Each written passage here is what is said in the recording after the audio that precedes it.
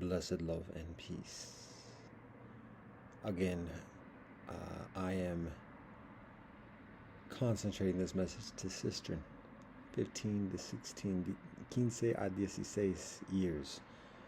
Again, rationale, not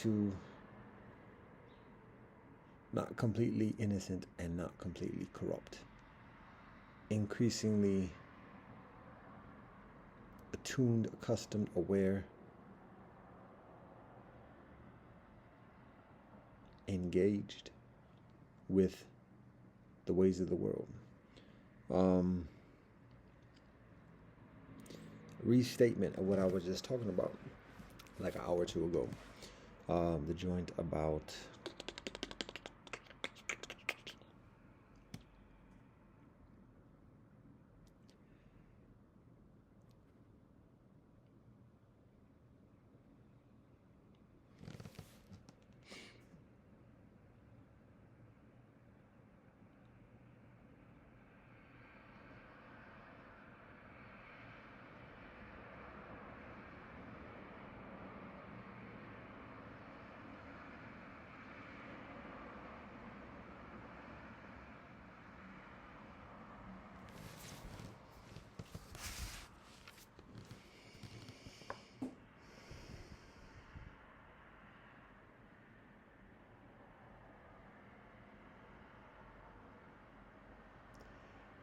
the joint about adults.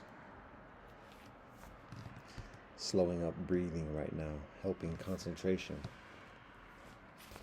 amidst the pretty or sedity. Adults. The basic joint of it is this, particularly concerning the experience and the perspective of men, because women tend to still continue to be in that mindset throughout life of being cared for and finding someone, some peoples, to provide that care. Whereas with a man, it becomes one of two things, either being a sovereign or being a servant, or being a slave to others. And it's very difficult to be a sovereign, particularly within the system of a republic and a democracy, where masculine sovereignty, the direct, like, candid, honest phenomenon of male sovereignty is fundamentally exactly undermined. It's not a king, it's not a monarch, it's not a tribal chief. The whole notion of one man being a masculine authority is undermined. It helps, particularly amidst initial experiences of feudalism and atrocities committed by a man, monarch, dictator, or otherwise. However, it institutes a psychology of emasculination, demasculination.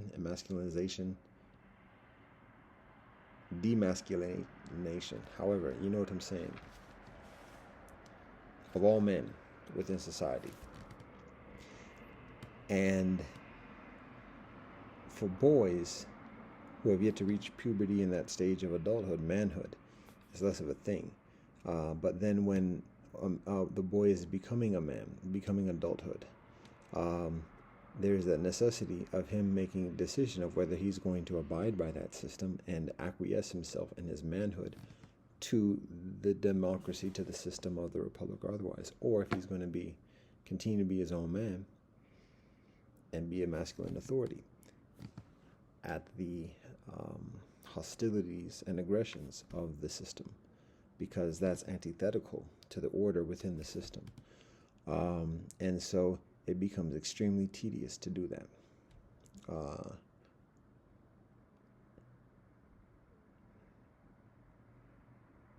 And a boy becoming a man needs guidance about how to do that.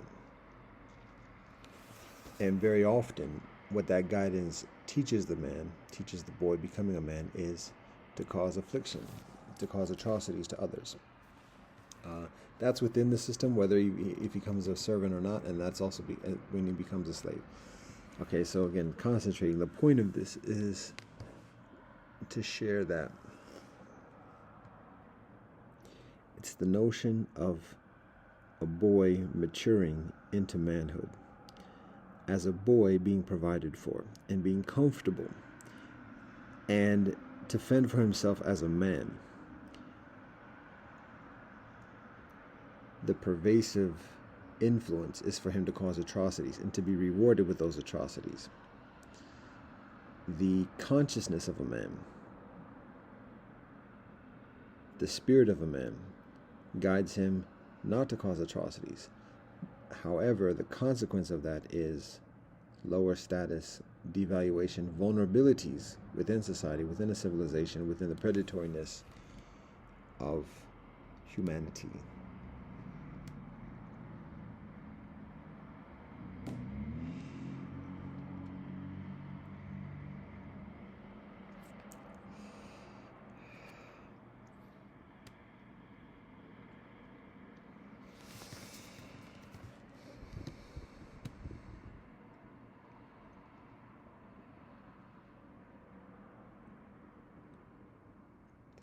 The emphasis here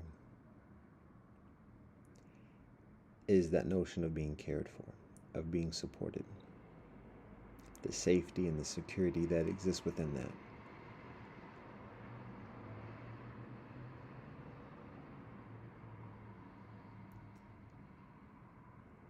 How within the masses of society, that experience or that perception, even illusion of safety and security is provided through causing hostilities towards others, aggressions, atrocities towards others. People often look into a religious community, a spiritual community, for refuge, to listen to the teachings of compassion and honesty and empathy, and to presume some position within that. However, even then, there's still the same dichotomy of either being a soldier or a slave.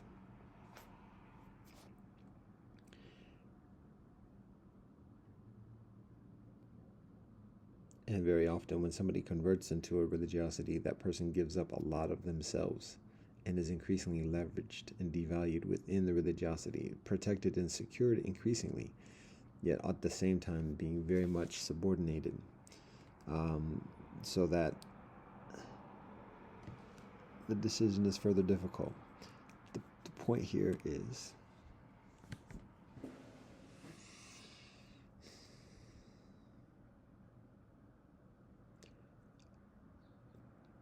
that's the pervasiveness. At the same time, there are solutions, as I mentioned, leaving society, leaving the system, going into the wilderness, going into homelessness. It's very difficult because today, back in the day, thousands of years ago, people could live in another foreign country and just be a foreigner. But then they're attaching themselves to the same systems of that foreign land or whatever. But as comparatively an outsider with not as much expectations and not as much rewards.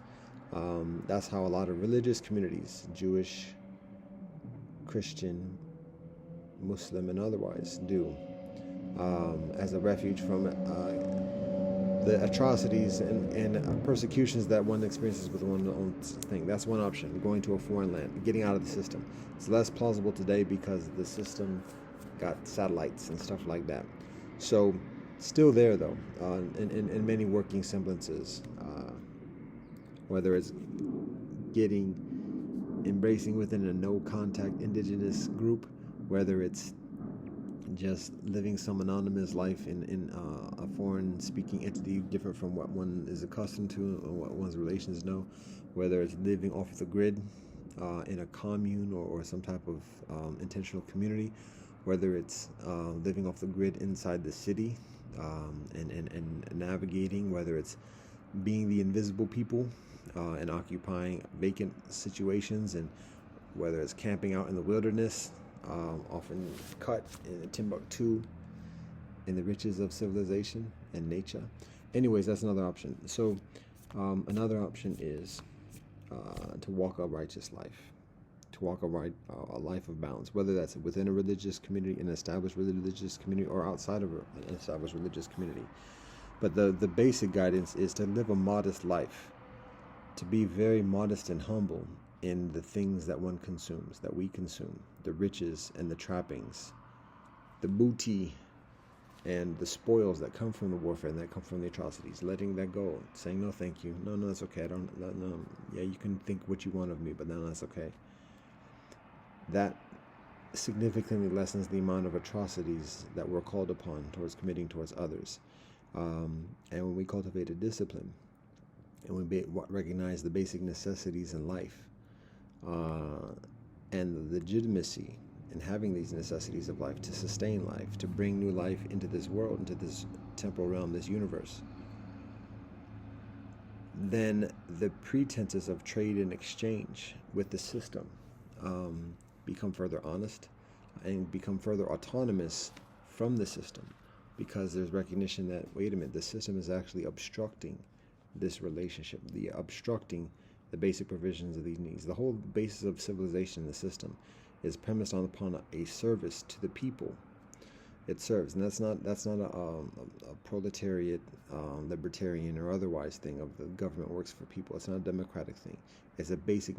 All civilizations, the dictator, the military, and everything else like that, serves a greater purpose.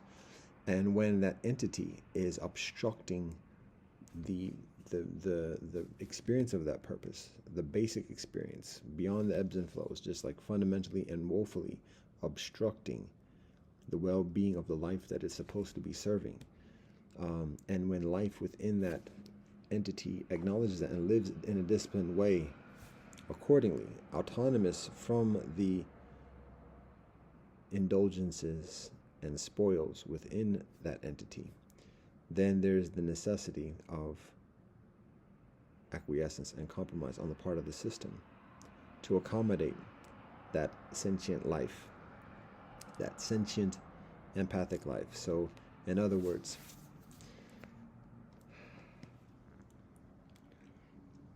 the civilization, whether it's a dictatorship, a monarchy, a democracy, or otherwise, the purpose of it emerges from the wilderness, from the experience of just the jungle, the law of the jungle, and just everyone out for themselves. It's an organized way of being, and the premise of people organizing with each other is to protect against the ways of the jungle, the ways of the wilderness. When the ways of civilization become further dangerous and further harmful than the ways of the jungle, and when the ways of civilization obstruct people from living in direct relationship with the jungle, with the wilderness, with the garden, then all that prowess of civilization erodes.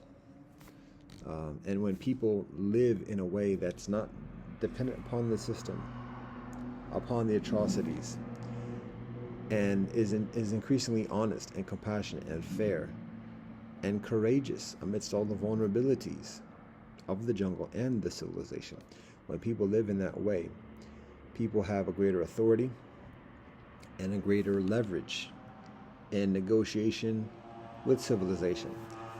At this moment, looking out here, when civilization is causing rampant pollution, poisoning the air, poisoning the water, killing the trees, and additionally, that's not a service to life. However, so many people are so enveloped in those processes of destruction, the pollution, and otherwise, through the technology, through how factory manufactured products, and additionally, when people become less dependent upon the trappings, the spoils that come from the destruction of civilization, destructions caused by civilization, when people become independent from that, at the same time people have needs, and when people venture to get those needs by direct relationship with nature, we find, wait a minute, that's illegal, it's polluted, it's impossible, you can't drink the water because it's poisoned, can't breathe the air because it's poisoned, can't grow vegetables because the ground is poisoned, the trees are cut, and those trees that are not cut and not poisonous, it's illegal because the service level rationale is that then everybody would be bomb rushing and it would ruin the parks. The actuality is that the civilization wants people not to have a direct relationship with nature, and instead wants people to have a direct dependency upon the things that are provided from civilization. Don't go to the park, don't go to the garden, don't go to the forest to get food. Go to the store and the things that are provided from the mechanics of civilization. When people are increasingly independent from that, and living in direct harmony, or at least increased harmony, direct harmony with the nature, uh, it shows the disservice. It increasingly shows the disservice that civilization is causing to life itself.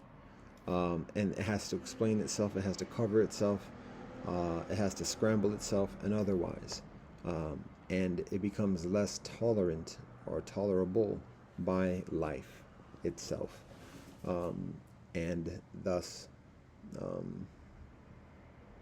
there is biological evolution, bio-civilizational evolution.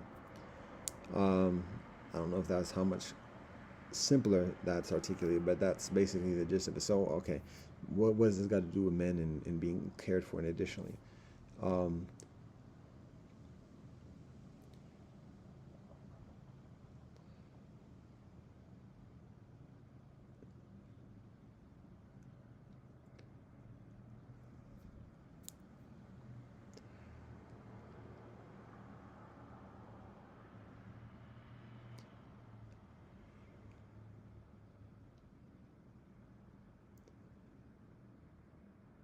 man has to provide for himself: food, clothing, shelter. Has to provide security for himself and those within his protection.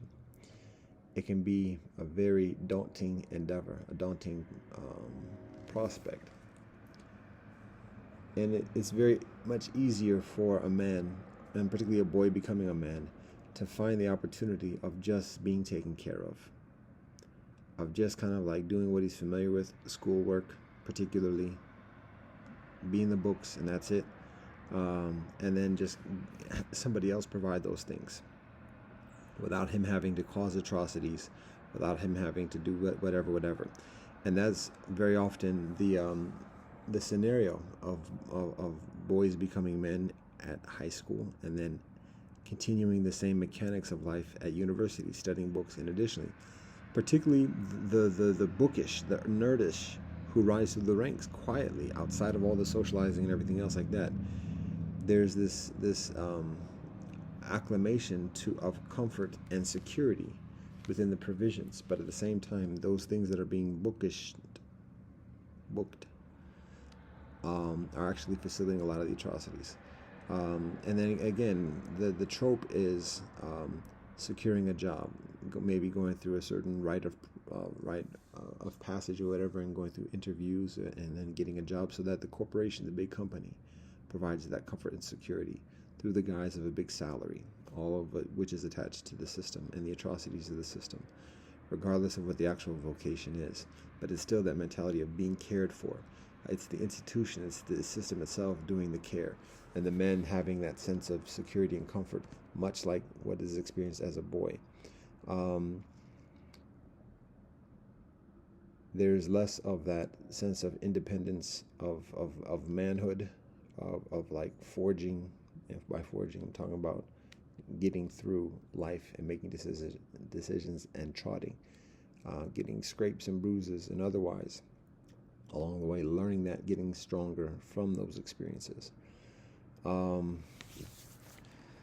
Still further point to this. So that's some of the psychology that's involved. And it's particularly unique for men. And it's very easy to just acquiesce into an experience of being cared for. So just a matter of mind, and in that mindset, in that psychology, being cared for, being further subordinate and subjugated and enslaved to those who are increasingly predatory, who provide those materialities, the food, clothing, and shelter, the monies, and the militaries, that provide that perception, that semblance, that facade of protection, safety, and security.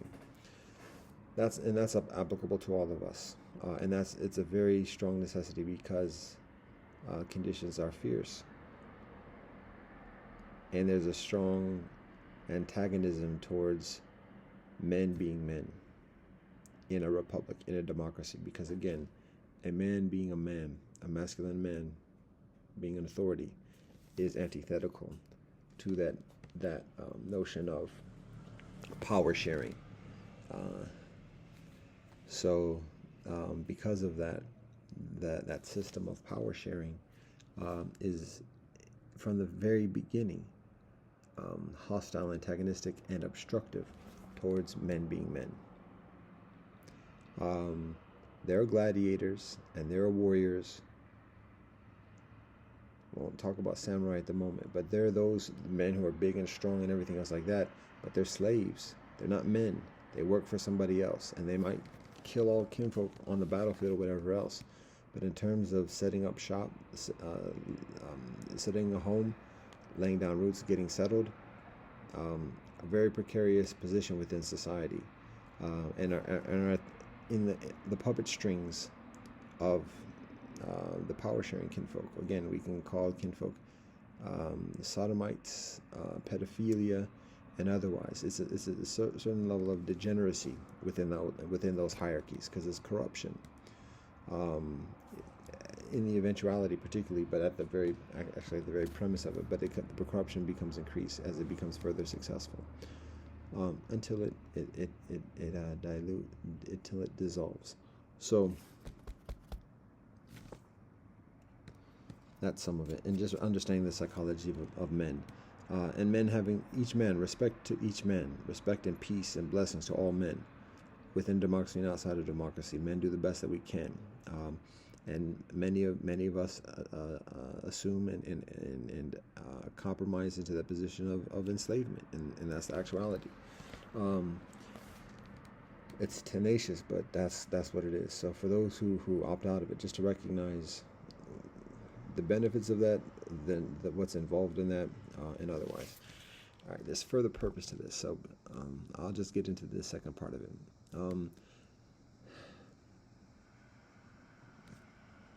The second part of it is this. This is somewhat of a distinct consideration, but it's related.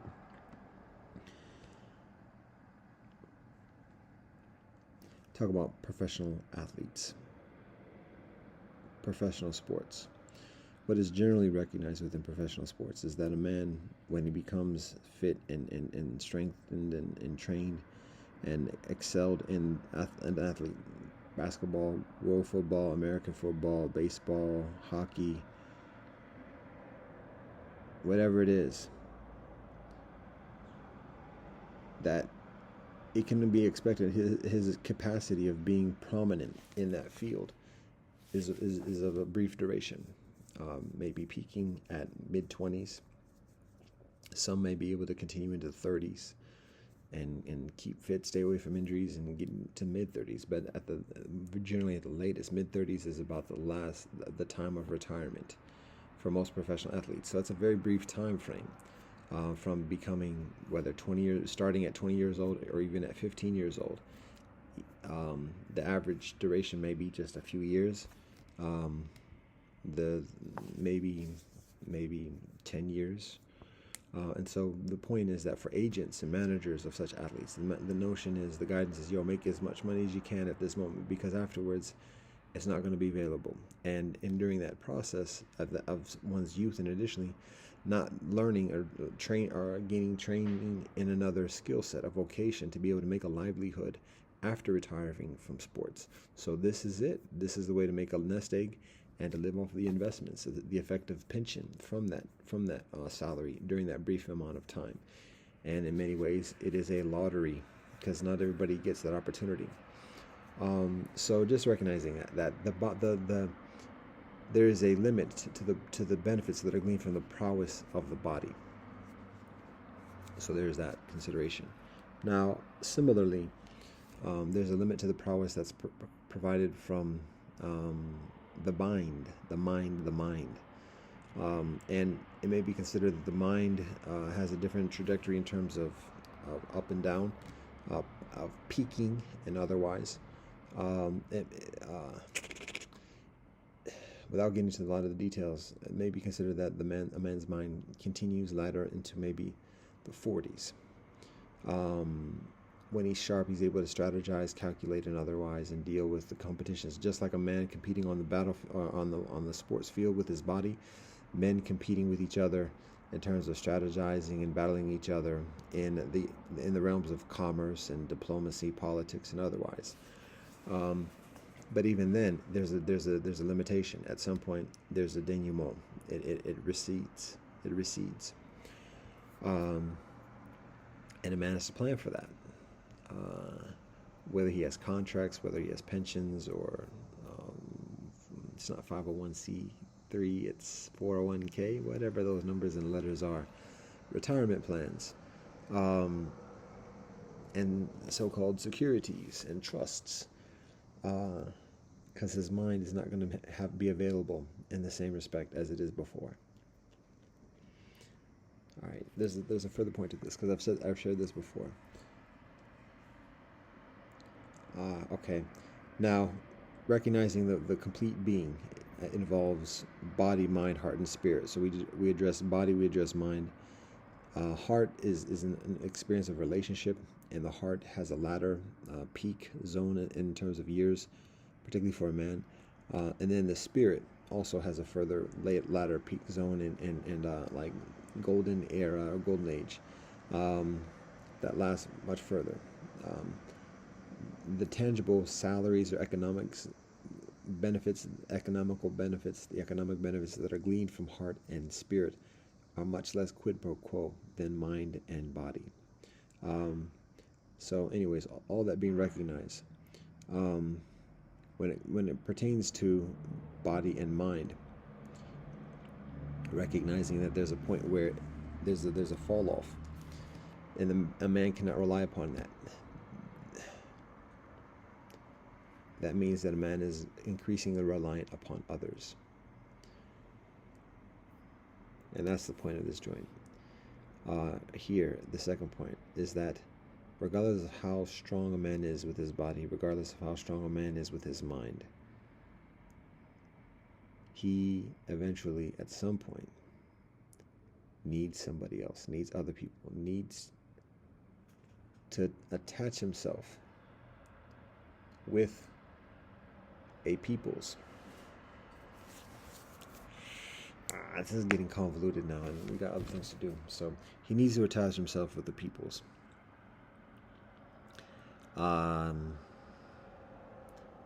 And find the priorities of congruence with such peoples for the prospect of prosperity, getting caught up in the poetic devices at the moment.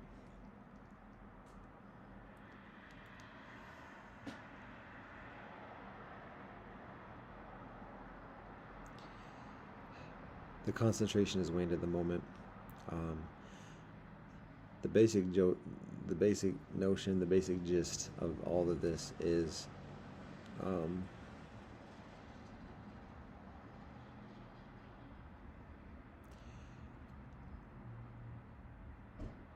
recognizing the psychology of being cared for. Recognizing the eventuality of dependence on others, and recognizing the cost of being cared for, dependence, and further, the difference between being cared for and dependence, particularly recognizing mutual dependence. All are dependent upon others, and the balance of leverage in these negotiations and interactions, and the favorable experience when emphasizing relationship with nature, fulfillment of purpose in this life, and independence from the atrocities, independence from the hostilities, the predatoriness of civilization, the system, imperialism.